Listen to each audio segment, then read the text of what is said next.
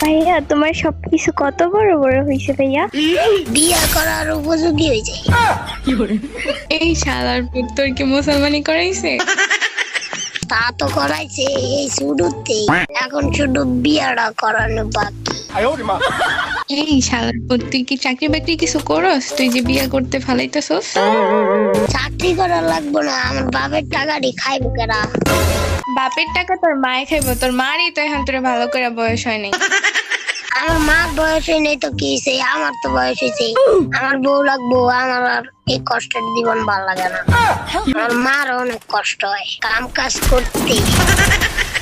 তোর বাপে কয় টাকা কামাইছে যে তুই বলস তোর বাপের অনেক টাকা? আমার বাপের বিল্ডিং আছে 3টা ঢাকা শহরে।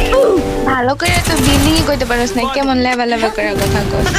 তাহলে অসুবিধা কি, টাকা তো আছে, এই ধর টাকাটা লাগবে।